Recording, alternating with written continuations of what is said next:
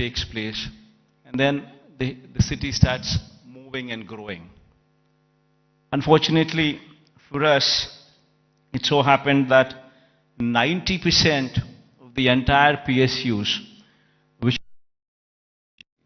to the erstwhile state of Andhra Pradesh, have all come up only in Hyderabad.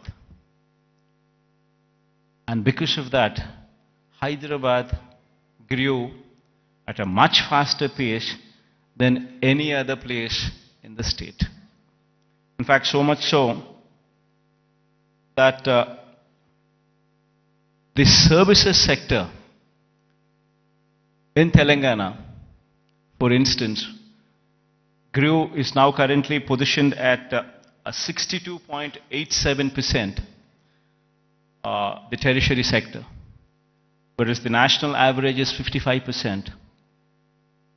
And in the same, the tertiary state of Andhra Pradesh, we stand at mere 40%. So the agriculture sector, what should be at 17% as a national average, we are at 35%. The services sector, which is the tertiary sector, which should have actually been at 55%, which is the national average, we are at 40%, whereas Telangana is at 62.87% of the state's GSDP comes from just the services sector, that is the tertiary sector, and predominantly from Hyderabad. So until and unless you have a similar kind of situation, the Andhra Pradesh's economy, we will never see the rise of the services sector. It's only the manufacturing sector that is, we are on par with the national average, which is 25%, which is the secondary sector. But there is a huge thrust that should be put in the tertiary sector, which should grow leaps and bounds, which is the services sector. And our dependence on agriculture gradually should come down, per se not meaning to say that the growth should come down. The growth in agriculture sector is per se not much. You do not see the kind of numbers what you see in the services sector. So it's very important for any particular state to grow. It's very important that the secondary sector, that is the services sector, that is the tertiary sector, should grow leaps and bounds. In fact, owing to this reason, the per capita income of Andhra Pradesh, if one were to compare with Telangana, is only 2,19,518. When compared to the figures of those in Telangana, you would see 3,12,398 for the year 2022. This is the per capita income. Predominantly it is coming from Hyderabad. The reason why I'm saying this is, we would have to have a balanced growth. We would have to harness the strengths that we have. We have a huge coastline of our second largest coastline, in fact, in the country, 974 kilometers of coastline. Now, this is one potential that we need to harness to ensure that we have an economy which is port-led economy, which would support the manufacturing side. While we support the manufacturing side through port-led development, developing our 974-kilometer coastline with various nodes, industrial nodes coming up closer to the ports. While we do so, we also need to strengthen our services sector, developing Visakhapatnam, developing Vizag. It's got to be a mix of both. Only then we would see this kind of growth rate. In fact, to do so, we have, in fact, the state of Andhra Pradesh, before 2019, that is before our regime had come in, the state of Andhra Pradesh exports in 4 locations. Now in this 5 years of regime, we're actually in a very advanced stage of constructing 4 more ports. In fact, at a rapid pace, the construction of the ports is going on. In fact, 16,000 and odd crores of investment is going in. We've already incurred more than close to 4,000 crores of this investment. And Ramayapatnam is one particular port where, in fact, my people are saying that going forward next month, you would actually see a ship coming into the port. So much so, in progress, one can also see if one were to visit these ports, be it Ramayapatnam port, which is going at a massive pace, be it the Machilipatnam port, which is also progressing at a very, very brisk pace. So is the progress in Kakinada also. It's a private port though, Kakinada being. And then the Mulapeta port coming up in Srikakulam is also moving at a very, very brisk pace. So 3 of them are coming up in government sector, 1 of them is coming up in the private sector. All 4 are moving in a very, very brisk pace. So what we're currently doing is developing what we had 6 ports earlier in 4 locations. We're developing. And then we're building 10 fishing harbors to support blue economy. We now currently have every 50 kilometers one travels through the coast. Every 50 kilometers you would either see a fishing harbor which is being constructed, or a port which is in existence, or one being constructed. So every 50 kilometers per se, you actually have a booster for the economy currently in the state available. We're also building 6 fish landing centers as well. And then there is a lot of focus on greenfield electronics manufacturing cluster, development of nodes which is taking place. This greenfield electronics manufacturing cluster is coming up at Koparthi and YSR district, and industrial parks in Achutapuram, Orvakallu and Krishnapatnam. These are all several steps to ensure the development is more balanced across the state. In fact, as I've said, as I've been speaking, such is the proactive nature of the government, and such is the conducive business-friendly environment prevalent in the state, that consistently for the past 3 years, in the category of ease of doing business, the state is rated number 1. This is one major achievement that the state can boast about, trying to showcase that we per se are very friendly to environment, very friendly to industrialists. Now, having said that, it has attracted almost 13 lakh crores in the Global Investors Summit, which we concluded last year. 352 MOUs were signed, an employment potential of close to 6 lakhs. And at a brisk pace, these MOUs are being translated into reality. In fact, out of 352 MOUs that we have actually signed, in fact, 39% of these MOUs have actually translated into actual commissioning of the plants. So at a brisk pace, these things are happening, and we have also been, the economy per se, if one were to look at it, just doesn't come with only the elite or the aloof or the big manufacturing sector alone coming up. It's got to be a mix of everything. In fact, So much so that I would say that the state government has implemented in these 5 years several welfare programs orienting them towards sustainable self-employment. In fact, every scheme of the state government, if one were to notice the schemes, especially the welfare schemes, one would be surprised to see what kind of a transformational bearing these schemes have.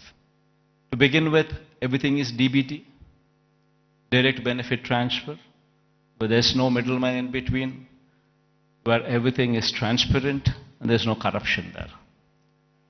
Now, having said that, every scheme is hand-holding women. So much so that every scheme is translating. Say, for instance, I speak about Cheyuta as one particular scheme. The scheme actually narrates hand-holding women, same particular woman, consistently for 4 years. Every year giving 18,750 rupees for the same woman. So in 4 years' time, you actually handhold the same woman, giving every year 18,750 to the same women. While we are doing that, we ensured that there is a bank tie-up also coming into picture. We've also ensured that big companies, starting from Amul to ITC, to Reliance, to Procter & Gamble, to such kind of big companies also partnering with these women in sharing opportunities, in showing them livelihood opportunities. So it's a mix of the same women so that these women stand on their feet. Likewise, if one were to see every scheme that the state government has been undertaking in these 5 years, every scheme is a combination of livelihood opportunities, either provided to strengthen the current existing livelihood opportunities or to create new ones. In fact, if one were to actually look at how the employment cycle goes, most of the employment cycle doesn't come from government employment. Government employment per se, before we had come in, probably we had 4 lakh jobs in government sector. And probably government being very proactive in actually providing for jobs could actually create another 2 lakh jobs, which is actually very high. Before we had come in, we had 4 lakhs for decades. And after we had come in, we actually created 50% more jobs in government sector. But that is where it can end. It cannot go beyond that. You're talking about 4 lakhs being to 6 lakhs. Then per se, the big industrialists also, when we were to speak of, if we were to speak of, if one were to see the translation of opportunities of jobs actually created per se for investment that is actually put in, would probably translate to probably 1 crore of investment translating into one particular job. Not much. Maybe adding to another 2 or 3 lakhs, not beyond that. The major contribution comes from 3 other sectors. One is agriculture,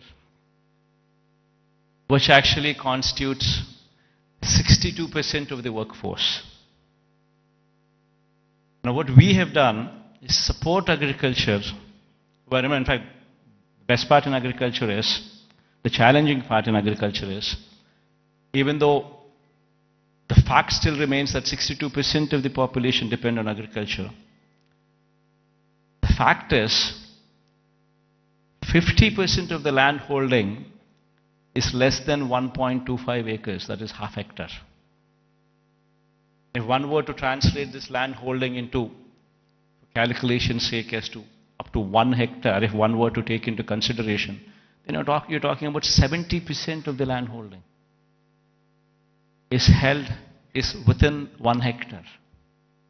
We have very small and marginal farmers, and if these small and marginal do not make money, the economy is shattered. What we did, what we could actually do, is come up with those initiatives to handhold farmers through RBKs, setting up of Raitu Bharosa Kendras where every village has one, where you have an agricultural graduate sitting in those villages, in those RBKs, where everything from seed to sale of crop is handheld through these RBKs. And with such kind of micromanagement, also incentivizing farmers with production incentives as well, that farming sector could survive. This is one major sector which actually comes to give you a support for the employment. Then the other major sector, which is another sector which actually supports, is MSME. MSME is also the one word to speak of, talking about if industries, mega industries, big industries constitute maybe 3 lakh, 4 lakh jobs. You're talking about MSMEs which actually constitute more than 30 lakh jobs. There per se, the employability rate is more. Every MSME is small, but yet employs more number of people when conversion ratio takes place from investment perspective. But these 30 lakhs, these 3 lakhs, these 4 lakhs, these are not the numbers. Dominantly self-employed sections. Self-employed sections constitute a primary more than 1.5 crore population, which actually doing well for the economy to do well. And through various schemes, various platforms, we've ensured that these self-employed sections are handheld, given support through various schemes. You know, before, I'll give you an example. Before we had come in, we were talking about self-help groups, which actually constitute more than 1 crore of women. Before we had come in, these self-help groups had an NPA and outstanding loans to the extent of 18%. Today, the same self-help groups, the outstanding loans and the NPAs, if one were to look at in this sector now, it is just 0.3%. And 1 crore of women livelihoods are dependent on that. Same word, if one were to see the same thing, in every scheme like Vahana Mitra, which talks about self-employed sections who actually are driving the cabs or actually driving the autos. If economy there fails, the entire state fails. We're talking about barbers. We're talking about so many sections running into lakhs and together running into crores, which actually have been supported so as to render phenomenal growth rate. In fact, when we had come in 2018-19, our state was figuring probably the least among the states in growth rate, in GSDP growth rates. The last year numbers, if one were to say, we are figuring in top 5 states in the country. If GSDP growth rate were to be figured in. Similarly, every initiative that we've taken in supporting every sector, the MSMEs for instance, our state can boast about that we had ensured that timely MSME incentives were given even during the times of COVID. That actually protected the MSME sector So much so that today, the kind of growth that we have seen in MSC sectors was so unprecedented in the state of Andhra Pradesh. In fact, the reasons have resulted in the state's manufacturing GVA, when viewed as a percentage of India's manufacturing GVA, increasing to 4% during 2019 to 24 from the corresponding figure of 2.9% during 2014 to 19. That was the previous regime. That is the kind of GVA contribution. State's manufacturing GVA to a percentage of India's manufacturing GVA, if one were to compare. We're actually contributing 4% now versus in the previous regime, contributing to only 2.9% in those days. As I've said, the state's services sector contributes to only 40% of the state's GVA when compared to the national average of 55% and when compared to Telangana's state's average of 63%. Now, this is a position that was occasioned by the state's bifurcation that has deprived Andhra Pradesh of Hyderabad city and the economic benefits associated with it. Now, how do we bring about a change that would actually help boost the state's economy? Now, what do we do about Vizag? Now, how do we boost Vizag's growth story so that ultimately we come across a situation where at least 10 years down the line, starting today, at least we compete with Hyderabad or we compete with Bangalore or we compete with Chennai. So what exactly does Vision Vizag, Vision Visakha mean? Until and unless we think in those terms, until and unless we have passion for this particular place, for this particular city, this vision can never be visualized, can never be obtained, can never be realized. A lot of people, in fact, when I speak of these words, when I say the first thing what anybody should be doing is to come and stay here as a chief minister. If I were to say this, unfortunately we have an opposition in the state. We all and also a negative media with vested interests who support the opposition. I think many of you also are aware of it, that they make such a hue and cry that, in fact, that we shifting over to Vizag, they try to make an issue out of it, saying that somebody is coming to Vizag because they want to grab the lands here.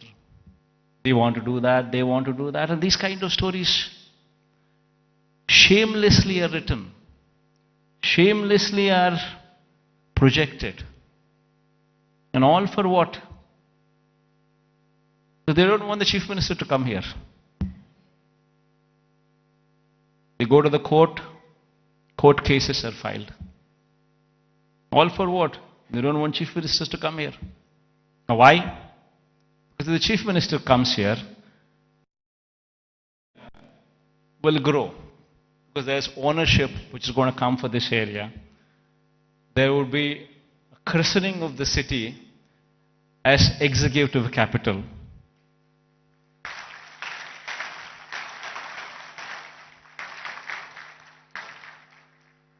So they don't want the chief minister to come here because they have vested interests elsewhere. They bought land before the capital could be announced elsewhere. Thousands of acres in private hands, Benami lands. And they're all scared. The moment this becomes the executive capital, the land rates there would further plunge. And because of this Western interest, today, Vizag has taken the beating. So going forward, I'm here to assure everybody here that there would be changes, because this is inevitable.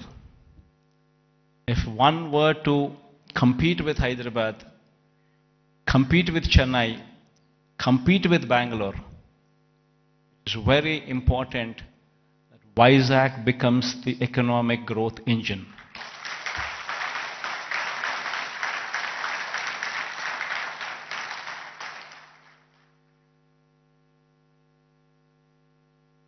That is, in fact, if I were to have any vested interest, probably I would be speaking about Kadapa.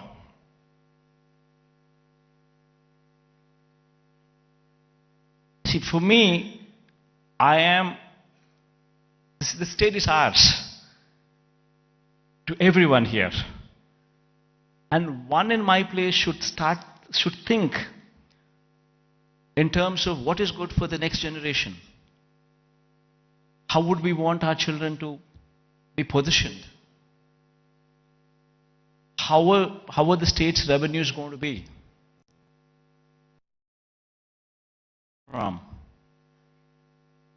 And how exactly can we boost these revenues to support the growth of Andhra Pradesh? If we do not think like this in terms of growth for Vizag, then who would think? If the vision of the leader is wrong, if the vision of the leader is negative, then Vizag, today unfortunately, only person standing for Visakhapatnam as executive capital is only me.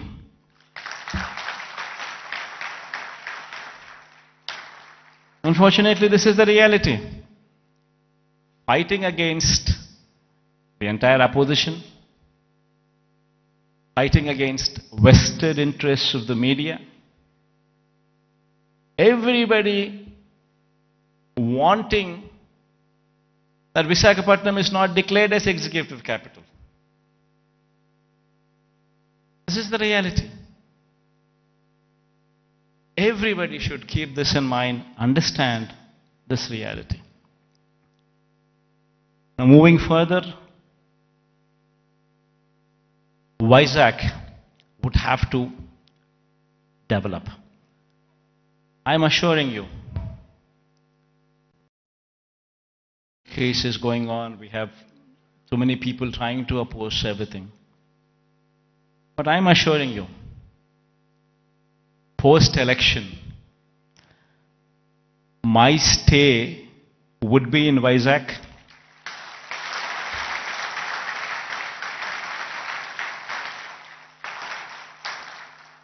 In fact, my swearing-in ceremony also would be in Vizag.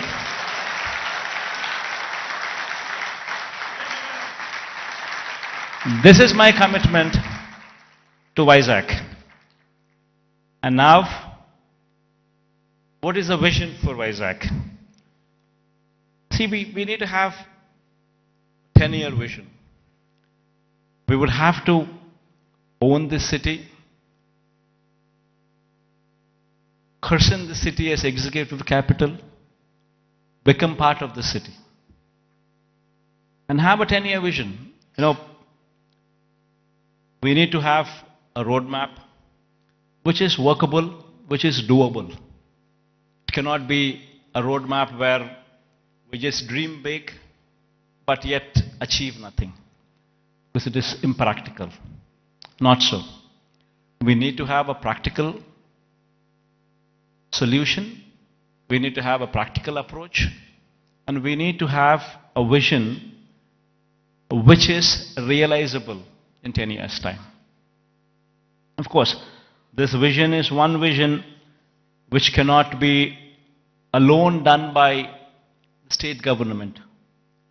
It would have to be the state government. It would have to be the central government.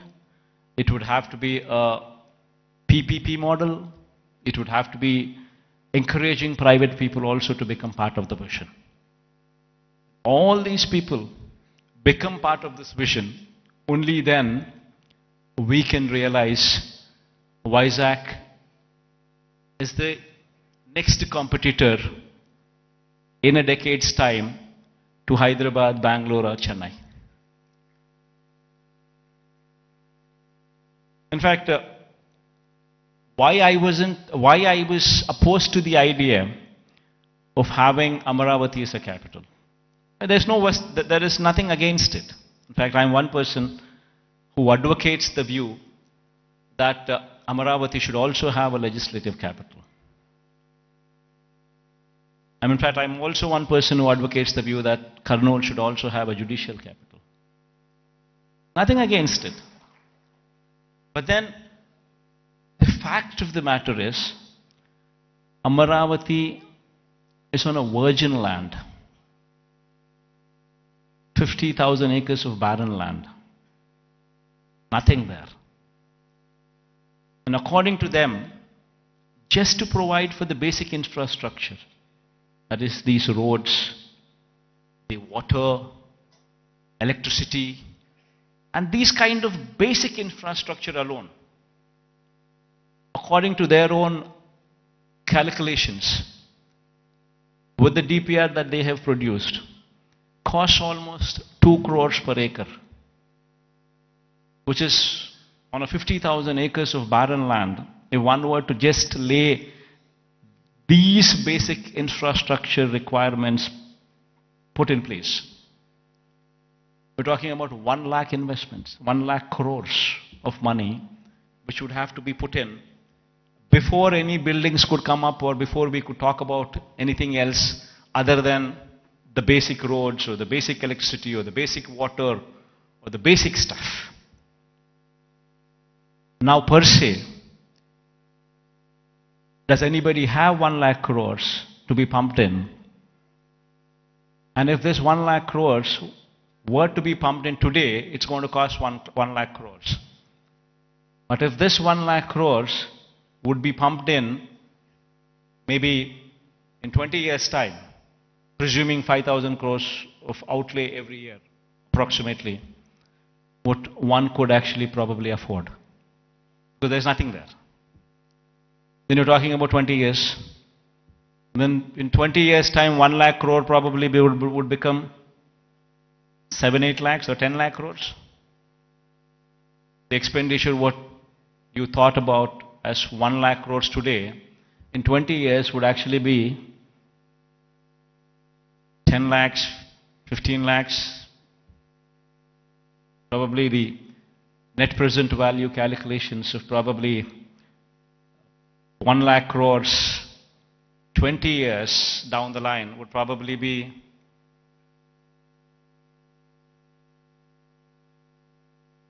one were to calculate 1 lakh crores today, 20 years down, it would be 10 lakhs, 15 lakhs, 20 lakh crores.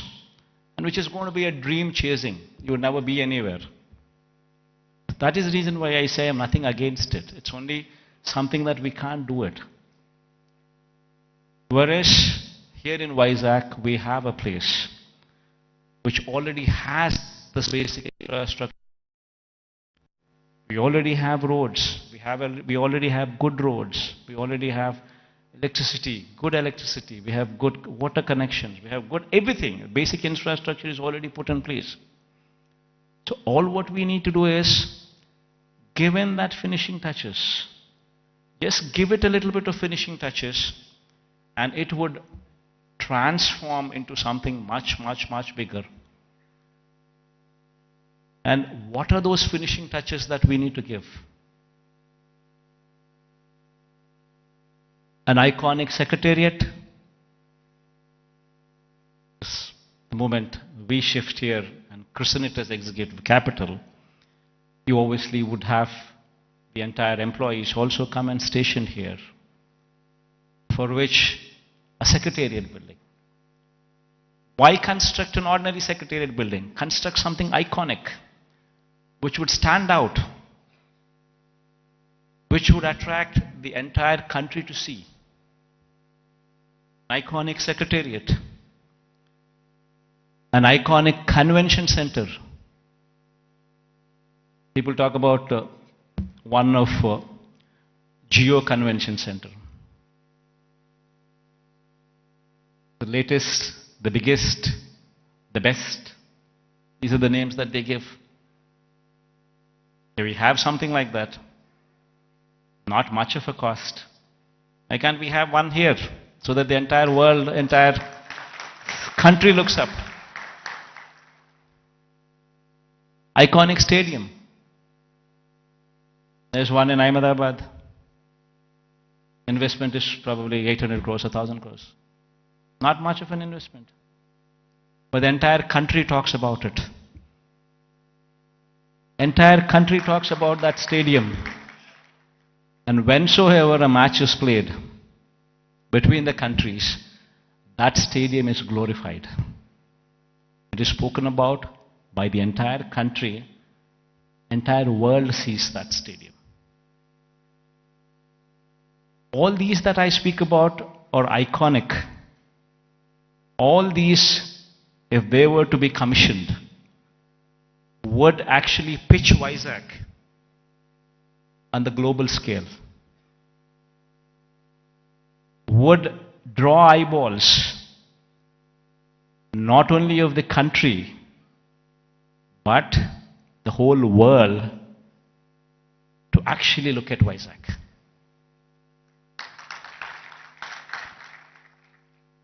What we have envisioned for Vizag, iconic secretariat, iconic convention center, iconic stadium, Institute of Emerging Technologies.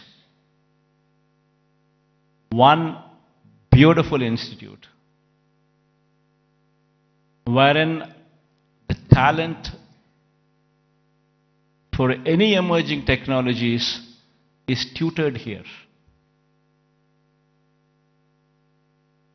If our students could be given that kind of skills, tutored here, this would be positioned as something else. We have the Bhogapuram International Airport coming up. At a very brisk pace, the work is happening. And within the next 15 months or 18 months, this project would actually see the light of the day. It's moving at a very brisk pace. Then connectivity to the Bhogapuram International Airport. A 6-lane beach corridor road with beautiful green lawns on either side of the roads. 6-lane road to Bhogapuram International Airport. They're talking about a metro rail. Our Vizag is probably the only metro, I guess, which does not have a metro rail. So getting funds for metro rail per se, I don't think it's that difficult. Because it might cost another 40, but 60% of the funding comes in PPP model by the developer. Another 40% is to be shared by central and the state government. Central shares 20%, state shares 20% of the 14,000 crore investment. Of course, we are pushing for the entire 40% to be borne by the central government. That's a different story. But even if that doesn't happen, we're still talking about 20% contribution from the state government. And then you could actually see a 14,000 crore metro rail project also take off. Then we're building a Molapet port in Srikakulam. Within the next 1 year, the port will start functioning. And we have Vizag, Bhogapuram International Airport, which is 30 kilometers from the airport. And then from there, the Molapet port is just another 110 kilometers or so. So you have entire corridor from Vizag International Airport and then Mollapet Port. A horizontal growth corridor which could take off, which already has an existing national highway, I think 6-lane or 8-lane highway, already the works are at a brisk pace. Then you have a data center with a submarine cable which is coming from Singapore. A data center, Adani is doing it. A huge investment, 27,000 crores of investment is coming there. And since it's a private investment, and Adani is doing it, the works of the land from our side, everything that needs to be done is already done.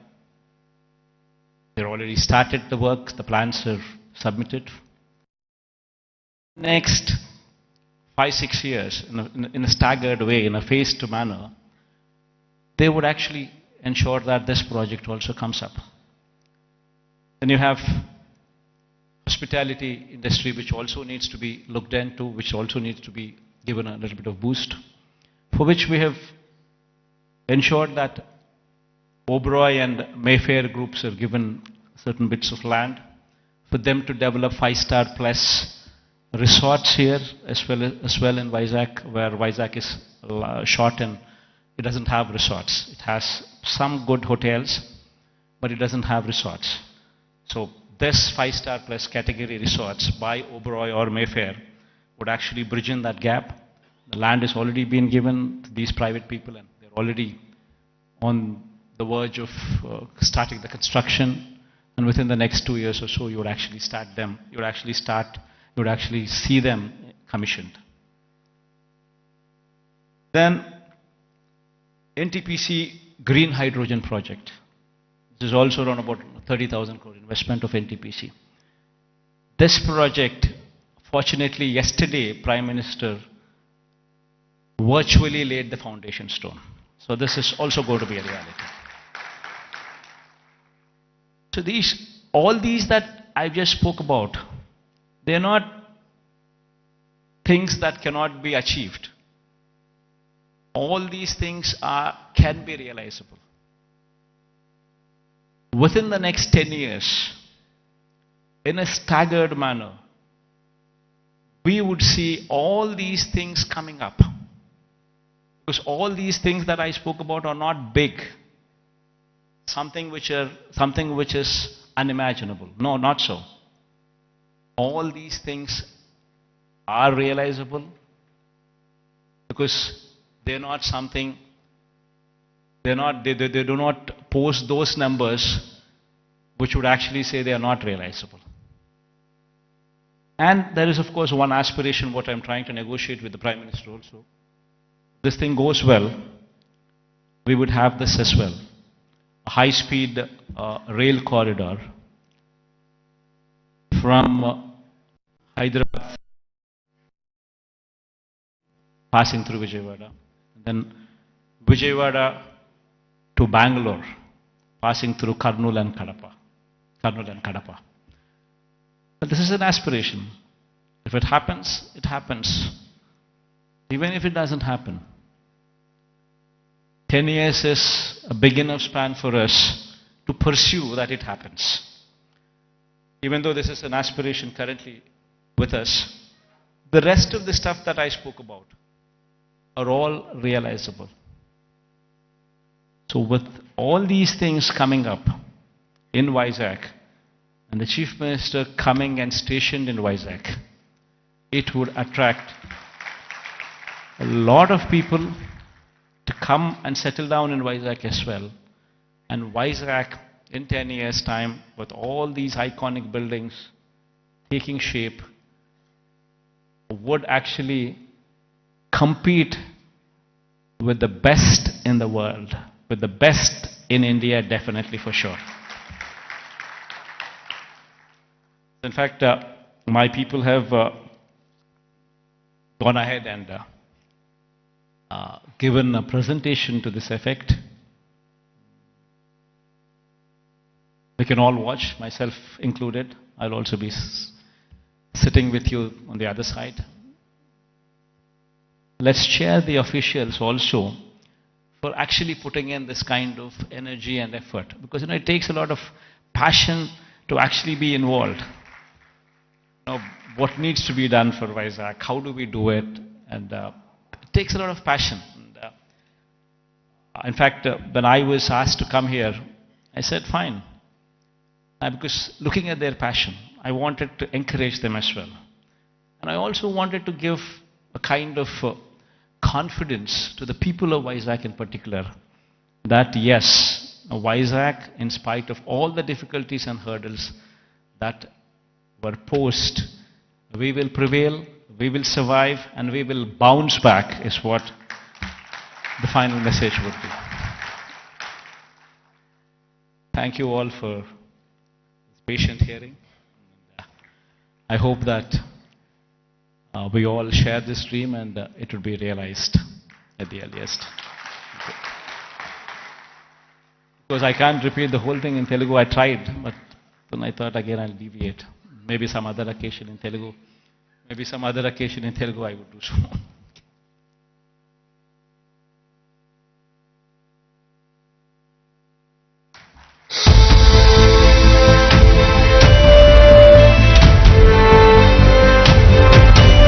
Thank you very much to the Honorable Chief Minister for that really confidence-inducing talk about his vision for Visakhapatnam and thereby the development of Andhra Pradesh.